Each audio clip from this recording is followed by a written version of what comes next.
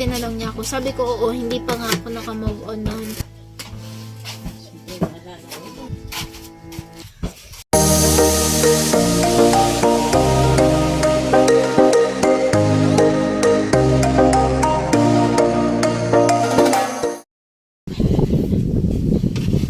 Alright, good morning, good afternoon sa inyo lahat dyan. For today's video mga kusina, so ayun nga, ewan ko kung nasabi ko na ba to dati or hindi pa sa buhay ko noon, and ngayon na naging vlogger tayo. So, ayan, ay grabe ewan ko kung paano ko ba sasabihin eh. Hindi ko alam. Paano ka? Ang haba kasi ng kwento. Kailangan muna natin ng short thing, short na kwento. Yung summary ba? Summarihin natin yung ating kwento. Ano yun? Nag-aaral. So, ayan nga po mga kusina. Yun yung ating iba-vlog ngayon. Ngayon, yun ang ating ating nakaraan. Ayan, so, game na ba kayo? So, ayan, let's go na tayo. Magkwento na tayo, guys. Let's go. At so ayan na nga po mga kusina. So dito na po ako nag-vlog. Dito na po ako nakaupo kung sa sa aming may pintuan banda sa may lamesa namin. Ayan. So kasi bukas ay may pasok ako. Kasi nga may nag-comment, may nagsabi sa akin sa live ba yun or request sa akin na ikwento ko daw yung yung nakaraan ko daw yung bago ko naging vlogger. So yun nga, sabi ko sa vlog ko na lang ikwento kasi live po yun eh. Nakaraan kong buhay. So, yun nga po. So, syempre, sasabi ko po sa inyo, actually, bago lang ako dito nakatira kila mama. As sa 14 years old na ako. So, ayan, ibabalik natin nung edad ko pa lang na 2 years old ata ako napunta kay Lola. So, ayan, di ba na, 2 years old ako naman, Magto 2 years. Magto 2 years old daw ako nung pumunta, doon ako nakatira na kay Lola. So, ayan nga, syempre, hindi lang naman ako ang nakatira doon sa kay Lola. So, kasama ko din doon si Kuya Sunny. So, ayan. Yung buhay ko lang, natin, iba na yung buhay ni Kuya Sunny. So, ayan. So, ayan, yung buhay ko noon, nung nasa Lola pa ako, talaga, sobrang mahirap kami talaga. Hindi kagaya ngayon. Ayan, so makikita nyo, sobrang iba noon kisa sa ngayon.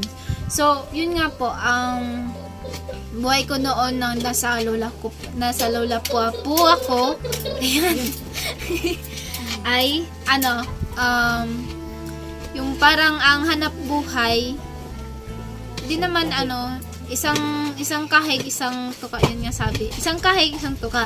So, ayan nga, dati, nagtitinda talaga ako. Ay, nag-edad pa lang ako ng 2 years old ay kailangan, tinuturuan ako ng lola ko sa mga trabaho. Pinapatingin niya kami sa mga gawain kasi nga, para madali daw matuto. So, yun nga, sinasama niya ako magtinda. Yung tinitinda lagi ni lola ay yung gulayin na gabi ba yun? Or natong. Ayan, sa amin kasi gabi or natong. Ayan, pares lang yan. Basta ewan ko sa inyo kung anong tawag dyan sa inyo yan.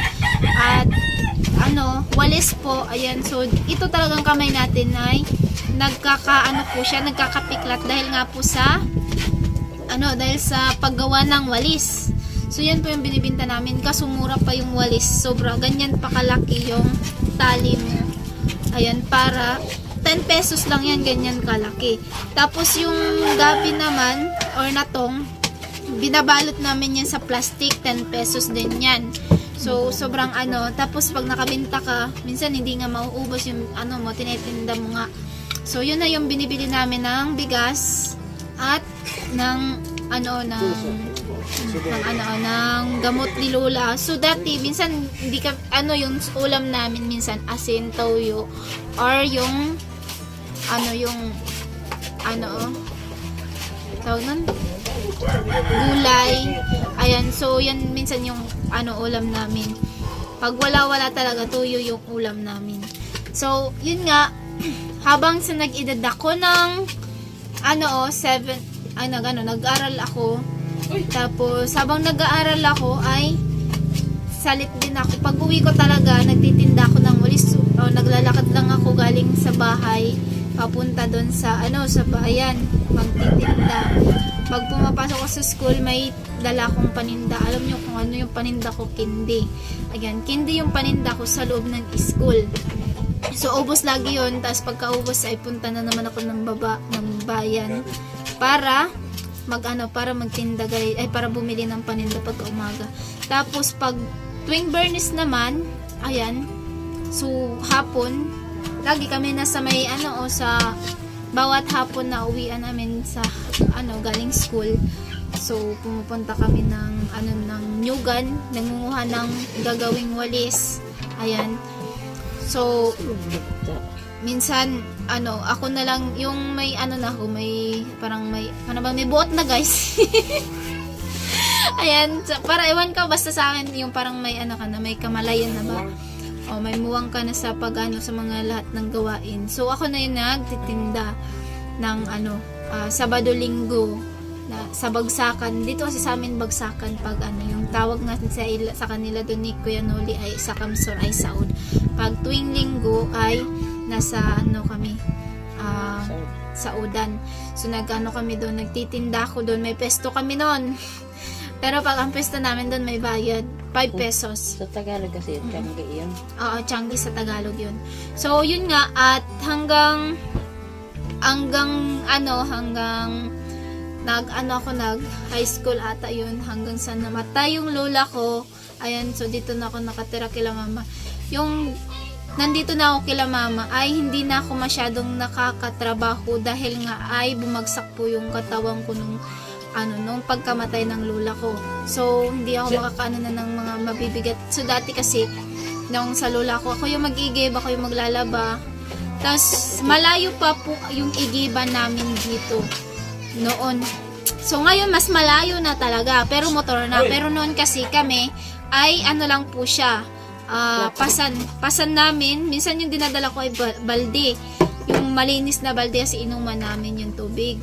Minsan may bitbit ako ng galon or water jug.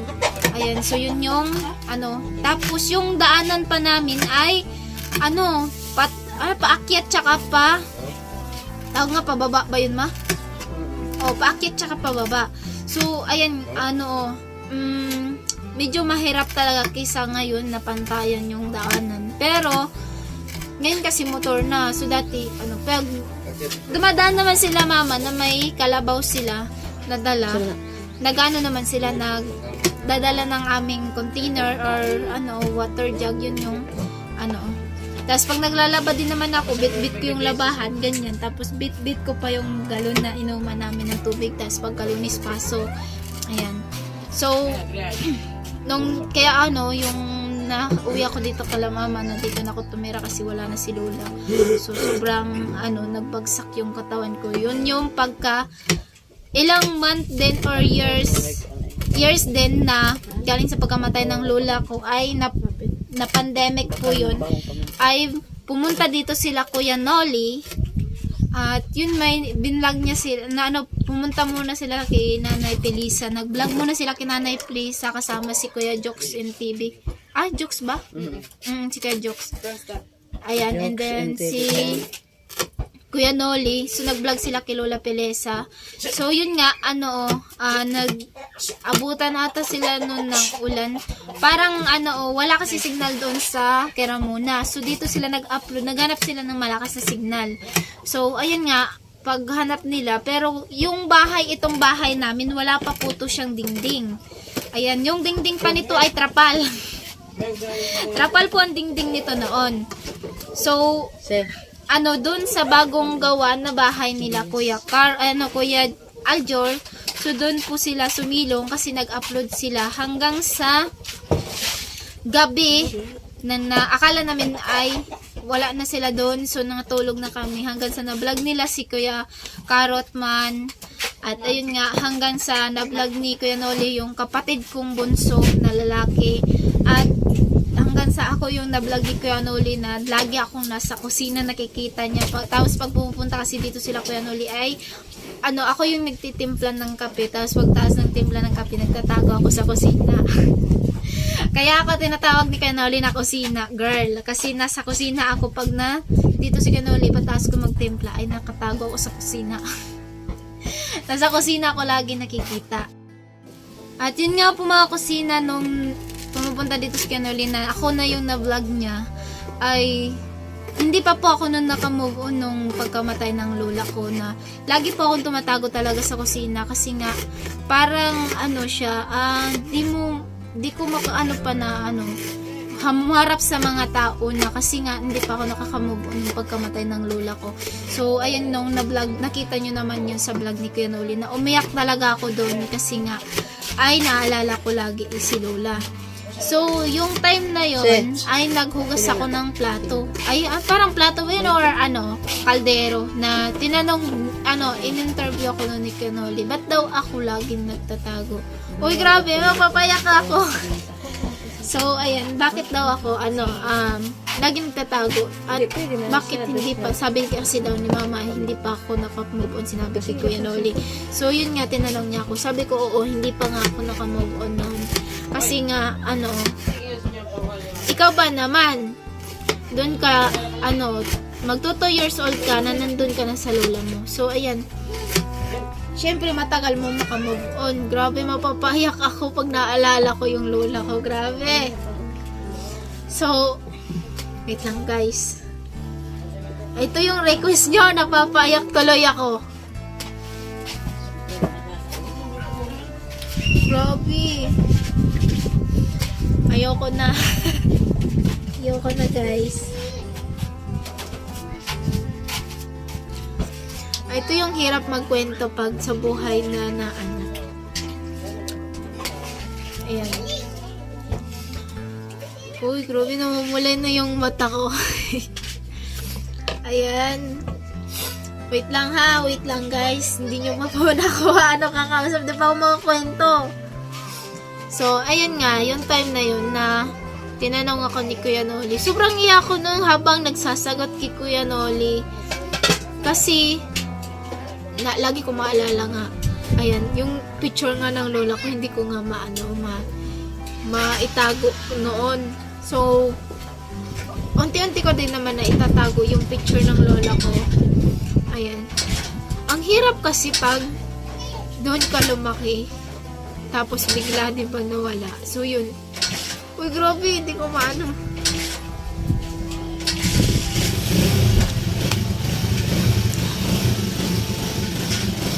So, ayun mga kusina. Kahit sino naman na saan ka tumira, kapag mahal mo ang isang tao talaga, sobrang hirap mo makamove on. So, yun. Oh.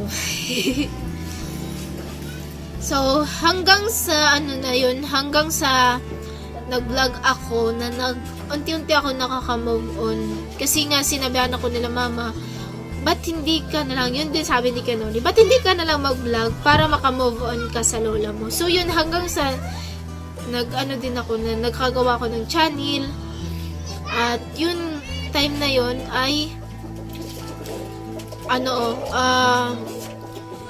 unti-unti kong sinabi sa sarili ko na hindi dapat palagi nating ikukulong sa puso natin yung isang tao kasi hindi sila matatahimik kung hindi ka rin matatahimik kung hindi ka rin makaka-move on. Kung maaalala mo palagi, kung hindi mo, mas lalo kang magkakasakit. Kung hindi mo yung sarili mo, na lagi mo na lang siya yung iniisip mo, hindi mo iniisip yung sarili mo, diba? So, yun. Doon ako, time na yun, na sinabihan ako na nila mama na mag-vlog ako. So, yun, nag-vlog ako. Sobrang, hindi ko pa din naman na inisip ko, dati, nung buhay pa yung lola ko, hindi dumating yung vlog. Pag-vlog, so, yan, yung wala na yung lola ko, dumating. Pero, okay lang kasi nga, sabi nga, pag may nawala, may kapalit. So, yun nga, hindi naman natin hawak yung ating buhay, 'di ba? So, syempre, matanda na din si Lola, kaya siguro ay kailangan niya na magpahinga. So, yun, hanggang sa nag-vlog ako, ay ang kaiba lang sa pag-vlog sa buhay ko noon sa ngayon, ay kung dati ay isang kahig, isang tuwa kami dati. So ngayon ay ayan, so umuunti din nakakaahon sa hirap. So ayan, hanggang sa yun nga, malang ngayon may sarili na tayong luti. So ayun, at syempre hindi kami nahihirapan na sa mga gastos sa araw-araw, sa sa mga pag-aaral namin. Ayan, siguro kung hindi ako naging vlogger, hindi siguro ako makakapag-abot ng grade 11 ngayon. Ayan, hindi ako grade 11. Siguro baka na rin ako, nagtrabaho ng Maynila or dito sa kasi nga, syempre sa sobrang hirap ng ating buhay, hindi ka makaka-focus kung pag uwi mo, mag-iisip ka pa ng pagkain. Pag uwi mo, pupunta ka pa ng para mayroon kang pera na tapos may mga project pa, may mga sa amin sa school. So yun po ang kaiba ngayon. So dati mahirap talaga. So ngayon ay unti-unti tayong umaangat konti. Ayan. So thank you kay Lord. At thank you din sa mga tumutulong sa amin. At dahil sa pagbablog ko din ay kahit nag-aaral ako, so nakakatulong ako sa kila mama, nakakatulong ako sa pamilya ko. Ayan. At so yung mga kusina, yun nga ang kaibahan natin ngayon. Kahit papano, kahit mahirap po kami ngayon. So, kahit unti-unti rin namang may nakakakita naman sa aming kahirapan at merong tumutulong sa amin. Lalo na po sa gastusin namin sa school. Ayan, tinutulungan po kami. So, ngayon talaga, sobrang nagpapasalamat ako. Kasi noon talaga, wala po kaming kuryente dito. Madilim po dito ang aming bahay. Yung ilaw po namin dito ay Siriliano, Siga. So, yun nga po yung ilaw namin dito. So, ngayon po ay meron na pong kaming kuryente. Thank you nga po pala sa nag-sponsor po sa amin sa pagbigay ng para may kuryente po kami dito. At sa nagpadingding po sa aming bahay kasi wala po talaga at napa-flooring po yung bahay namin. Thank you din po at lalo na din po kay Kuya Noli. Ayan, so syempre hindi rin natin makakalimutan si Kuya Japper Sniper. Marami pong salamat sa kanya. So, napaiyak ako saglit kasi nga naalala ko yung lola ko. So, ayun, sorry talaga sa inyo dyan ha. Baka na naman sabihin nyo ng drama ko. So, ayan, yun talaga yung buhay ko. Na sobrang mahirap noon kisa ngayon. So, kaya sinabi ko sa sarili ko, dahil may tumulong sa akin, may tumulong sa amin gastusin sa pag-aaral, ayan, kahit papano, na hindi si Papa, hindi sila Mama nahihirapan, na mahiwalay pa si Papa sa amin, pupunta pa ng Maynila para magtrabaho para sa may pantustos lang sa amin dito sa mga gastusin sa araw-araw, lalo na sa pag-aaral namin. So, ayan. Ngayon, dito na lang si Papa at tumutulong, naghahanap buhay dito lang sa amin. So, nakakasya naman yung, kahit paano nakakasya naman yung mga kinikita niya dito. Ayan, so syempre natutulungan din natin si Papa. At lalo na sa ngayon ay malayo po yung tubig sa amin dito. So, thank you po talaga sa inyong lahat. At, grabe talaga. So, yun nga yung ating vlog ngayon. Ayan, so marami pong salamat po sa mga tumulong po sa amin. So, mga sponsor po dati na nag-sponsor po sa amin dito noon. Ayan. And sa mga sponsor din ngayon. Marami pong salamat sa mga tulong niyo po sa amin lahat. Ayan, so hindi ko po kakalimutan yung mga nagpapaalala po sa akin, nag-a-advise po sa akin ngayon na mag-aral ka ng mabuti para sa iyong pamilya. So, syempre po, hindi ko po yun kakalimutan. Mag-aaral po ako ng mabuti para din po sa pamilya ko and then para sa sarili ko din. Hindi lang naman para sa akin. Ayan, kaya nga gusto nila mama na makapagtapos kasi hindi lang para sa kanila, para din sa amin. So, syempre, sobrang saya ko na may tumulong po sa amin. Ayan, lalo na nung pumunta ako ng Kamsor. Ayan, thank you din po. Ayan, lalo na din nung nakasali po ako sa challenge at yun nakabili po ako ng ng sariling luti namin. Ayan, so thank you talaga sa lahat-lahat and God bless and I love you all. Sana ay patuloy niyo po pa rin kaming suportahan. Ayan. Ingat po kayo palagi and God bless. Ayan. At syempre, shout out po sa mga ninong-ninang ko dyan sa ibang lugar. Ayan. Or nasa kung saan man sila ngayon. Shout out po. Ingat po kayo palagi and God bless. And shout out po sa lahat-lahat na mga OFW. Ingat din po kayo palagi and God bless. Love you all. Ayan. So, hanggang dito na lang po ang ating video. At, yun nga. So, medyo mahaba. Sinorkat ko na lang para hindi masyadong mahaba. Kasi baka ako ay iiyak pa masyado.